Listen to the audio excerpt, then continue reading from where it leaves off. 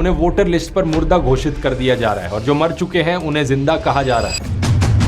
माना कि देश में सांप्रदायिकता है, जातिवाद है, लेकिन इसका मतलब ये तो नहीं कि यूनिटी इन डाइवर्सिटी के नाम पर इलेक्शन कमीशन 509 लोगों को एक ही घर में घुसा दे। लेकिन हमारे chief election commissioner Gyanesh Kumar अभी भी पूरे देश को गैसलाइट करने की कोशिश कर रहे हैं। अपनी प्रेस कॉन्फ्रेंस में कहते हैं कि हम सीसीटीवी फुटेज नहीं दिखा सकते क्योंकि माताओं और बहनों की वीडियो कैसे दिखाएंगे। क्या अपनी माताओं, बहुओं, बेटियों सहित किसी भी मतदाता की सीसीटीवी वीडियो चुनाव आयोग को साझा करनी चाहिए क्या?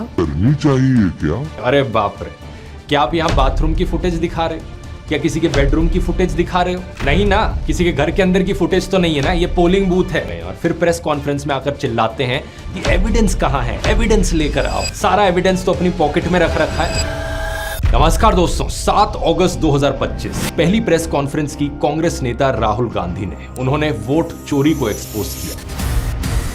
एक असेंबली में 1 लाख फेक वोटर्स। 13 अगस्त को दूसरी प्रेस कॉन्फ्रेंस की बीजेपी नेता अनुराग ठाकुर ने। उन्होंने भी वोटिंग में धांधली की बात की। 2,99,000 डाउटफुल वोटर्स, ये देखिए कैसे हैं। और 17 अगस्त को तीसरी प्रेस कॉन्फ्रेंस की इलेक्शन कमीशन में। लोगों ने सोचा था कि वोट चोरी के इल्जामों पर कुछ करारा जवाब देंगे, लेकिन chief election commissioner Gyanesh Kumar ने इतनी अजीबोगरीब बातें कही कि यहां एक पूरा मीम फेस्ट बन गया।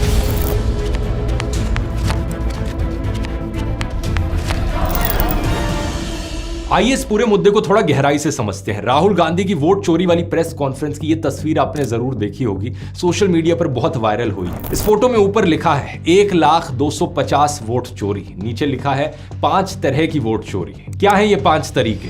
डुप्लीकेट वोटर्स 11,000 से ज्यादा, फेक और इनवैलिड एड्रेसेस 40,000 से ज्यादा, एक ही एड्रेस पर बल्क वोटर्स 10,000 से ज्यादा, इनवैलिड फोटोज 4,000 से ज्यादा और फॉर्म 6 का मिसयूज 33,000 से ज्यादा। ये टोटल में 1 लाख से ज्यादा का नंबर होता है। ये देखकर शायद आपको लगे कि पूरे देश भर की बात की जा रही है या फिर एक सिंगल स्टेट की बात की जा रही है, लेकिन ऐसा नहीं है दोस्तों। आप जानकर हैरान हो जाएंगे कि ये जो पूरी प्रेस कॉन्फ्रेंस में इन्वेस्टिगेशन राहुल गांधी की टीम ने करी, ये सिर्फ एक सिंगल कॉन्स्टिट्यूएंसी में करी। ये कॉन्स्टिट्यूएंसी है बैंगलोर सेंट्रल लोकसभा सीट। इसके अंदर भी एक सेगमेंट की बात की जा रही है, महादेवपुरा असेंबली सेगमेंट। यहां पर टोटल वोट्स ही करीब 6.5 लाख थे। तो आप इमेजिन कर सकते हो कि किस मैग्नीट्यूड की यहां पर चोरी हुई है। इस बैंगलोर सेंट्रल लोकसभा सीट में टोटल में 7 सेगमेंट्स थे और कांग्रेस कैंडिडेट ने बाकी सभी 6 सेगमेंट्स में जीत भी दर्ज की थी। लेकिन इस एक सेगमेंट में, महादेवापुर सेगमेंट में, वो बड़ी संख्या से पिछड़ गए और सिर्फ इसी कारण से 2024 की लोकसभा इलेक्शंस में पूरा रिजल्ट पलट गया इस सीट। विनिंग मार्जिन यहां पर था 32,707 का और वोट चोरी कितनी एलेज की गई?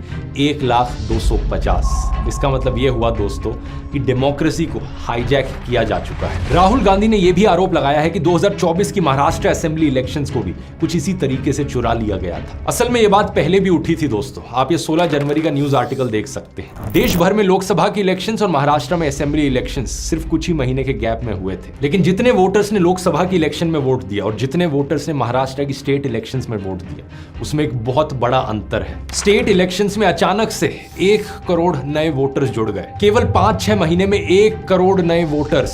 ऐसा कैसे हो सकता है? इतने वोटर्स तो 5 साल में भी नहीं जुड़े। 1 करोड़ नए वोटर विधानसभा में वोट करते हैं, लोकसभा में नहीं किया, विधानसभा में किया। राहुल गांधी ने उस समय भी कहा था कि सीसीटीवी फुटेज देना और वोटर लिस्ट देना इलेक्शन कमीशन का